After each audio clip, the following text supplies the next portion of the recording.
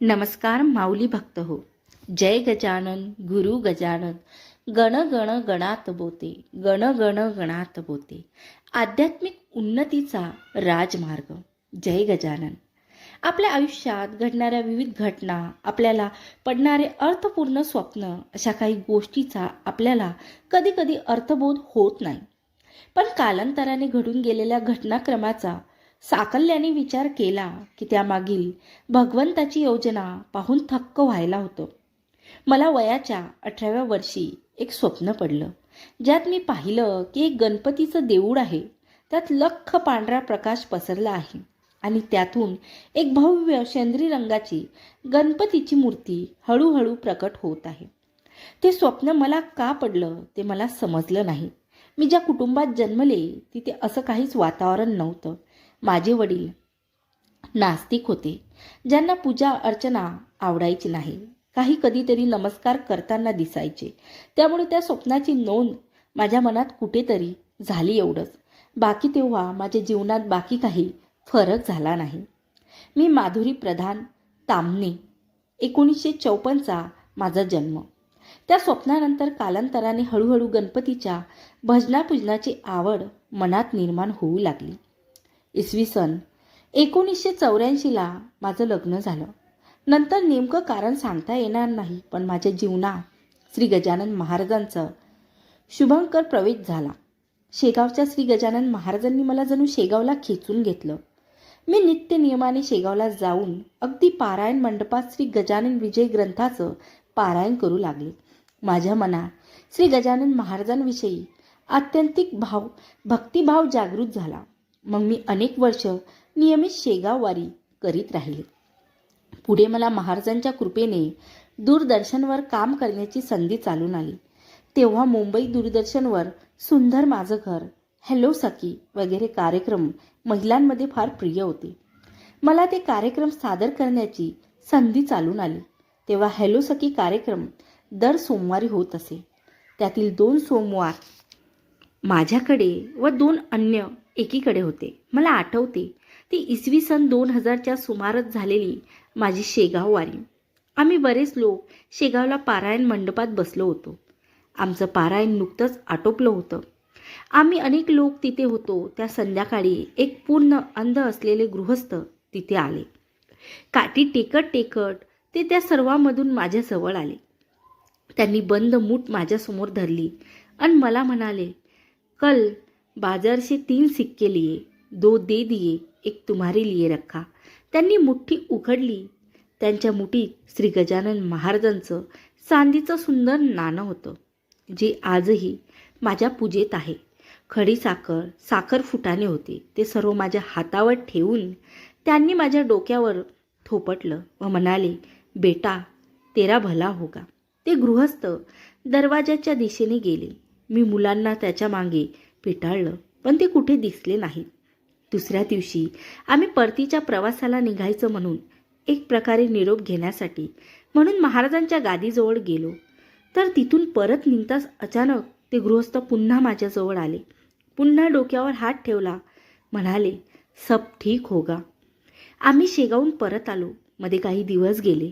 मला दूरदर्शनवरील संबंधित अधिकाऱ्यांनी बोलावलं. म्हणाले, माधुरी मॅडम, पुढील महिन्यात अमुक सोमवारी तुम्हाला एक कार्यक्रम तयार करायचा आहे.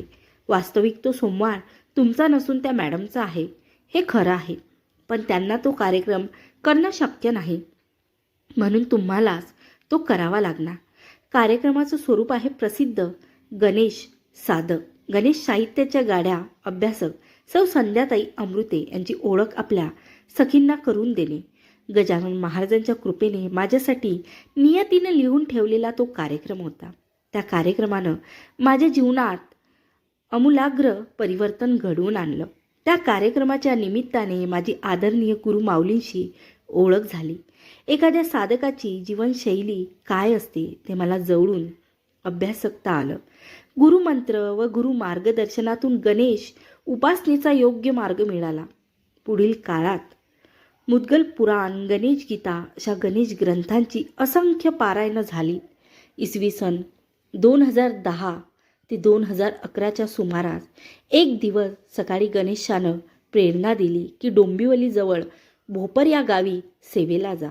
मी सकाळी तेथील मंदिरात पोचले. त्या दिवशी एक अगम्य होता.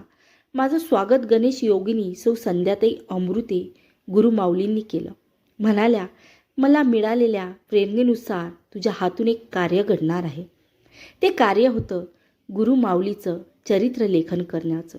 त्यानंतर मी जवळपास 9 वर्ष चरित्र लेखनाच्या कार्यात व्यस्त होते. या काळात गणेश ज्ञानाचे भंडार जणू माझ्यासाठी खुले झाले. एखादा साधक सातत्याने 25-30 वर्ष रात्री 2 वाजता उठून सूर्योदयापर्यंत साधनेत मग्न राहतो, हे पाहून अध्यात्म मार्गावरील वाट सुरू होण्याची प्रेरणा कुणाला मिळणार नाही. या काळात दगडूशेठ बाप्पांनी पण खूप अनुभव गाठीशी बांधून दिले. मुघल पुराणाचं पारायण पूर्ण व्हावं आणि दगडूशेठ बाप्पासमोरील ताटातील प्रसाद प्राप्त व्हावा असा योग बरेचदा जुळून आला. याशिवाय अजून एक प्रकर्षानं लक्षात आलं की एखाद्या विषयावर अभ्यास करण्याची प्रेरणा गणपती बाप्पानं किंवा गजानन महाराजांनी द्यावी आणि त्याच वेळेस ते साहित्य उपलब्ध करून देण्यास मदत पुरवावी.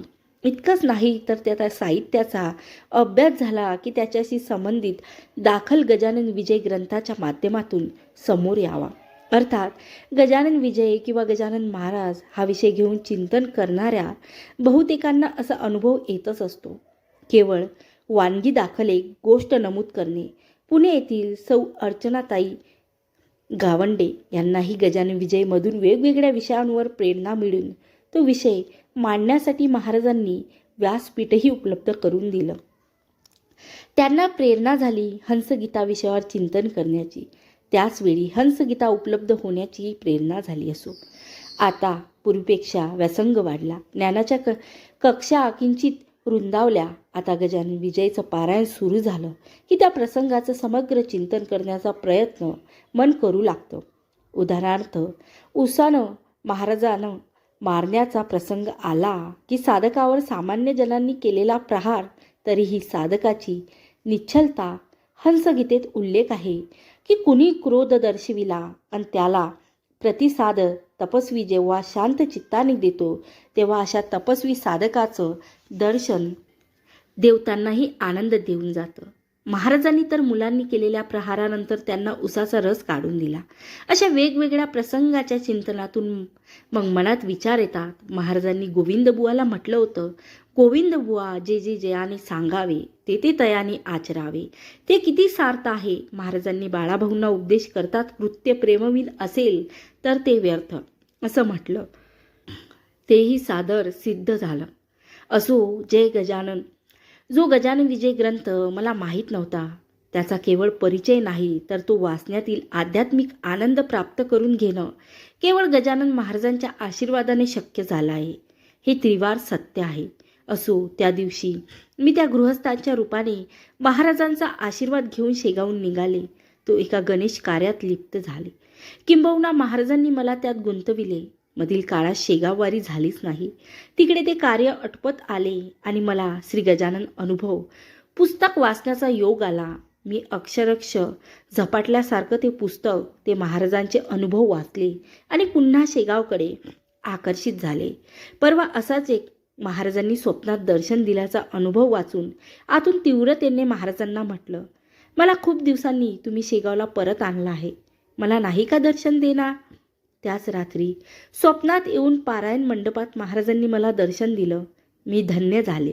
आज घडून गेलेल्या त्या घटनाक्रमाचा विचार करते तेव्हा लक्षात येतं, अकल्पितपणे पडलेलं गणेशाचं स्वप्न पुढे माझ्या हातून होणाऱ्या कार्याचं सूचक होतं. ध्यानीमणी नसताना शेगाव आणि तेथील पारायण हे भक्ती मार्गावर पडलेलं पाऊल होतं. आंधळ्या गृहस्थांनी एकदा माझ्याकडे येणं हा योगायोग म्हणता आला असता, पण त्यांनी दोनदा दिलेला आशीर्वाद पुढील कार्याची योजना होती. त्यांनी गजानन महाराजाचं दिलेलं चांदीचं नाणं म्हणजे, बाई तुझं आता येतं येणं होणार नाही पण मी तुझ्या सोबत आहे याचं सूचक होतं. वास्तविक दूरदर्शनवर गुरु माऊलींचा कार्यक्रम माझ्या वाटेला आला नव्हता. तो माझ्याकडून करून घेणे यात मला पडलेल्या स्वप्नांचा निश्चित संदर्भ होता. माझी शेगाव वारी आणि पारायण आशीर्वादासह खंडित करून मला गणेश कार्यात व्यस्त ठेवणे. त्या काळात गणेश साहित्याचा व्यासंग घडवून गुरु माऊलींचा आशीर्वाद मिळवून दिला. दगडूशेठ बाप्पाकडून अनुभव प्राप्त करून प्रसाद मिळवून दिला आणि ते कार्य पूर्ण होता श्री गजानन अनुभवच्या माध्यमातून पुन्हा मला शेगावला घेऊन गेले. आता शेगाव वारी आणि पारायण पुनश्च नियमित सुरू झाले आहे. बराच काळ दूर ठेवूनही मात्र त्यांनी दर्शनाचा आणि वाचनाचा आनंद द्विगुणित करून दिला आहे. आता अंतर्मन ग्वाही देऊ लागत आहे, बाई ग, अध्यात्मात प्रगती करायची असेल तर गजानन महाराजांच्या चरणी लीन होऊन राहा. तोच आध्यात्मिक उन्नतीचा राजमार्ग आहे. अर्थात त्याच वेळी ते हेही सांगायचं विसरत नाही की या मार्गावर चलायचं तर मुखात सतत नामस्मरण असणं गरजेचं आहे. तेव्हा म्हणत राहा, श्री गजानन जय गजानन, श्री गजानन जय गजानन. माऊली भक्त हो, माधुरी तामणे राहणार ठाणे या भक्ताचा आज आपण अनुभव ऐकला आहे. अनुभव आवडला असेल तर व्हिडिओला नक्की लाईक करा आणि माऊली भक्तापर्यंत नक्की शेअर करा. तुम्ही माझ्या भक्तिसागर चॅनलवरती नवीन असाल तर सबस्क्राईब करा. आनंदी राहा, दुसऱ्यांनासुद्धा आनंदी ठेवा आणि महाराजांचे नामस्मरण सतत करत राहा. जय गजानन, श्री गजानन, गुरु गजानन, गण गण गणात बोते.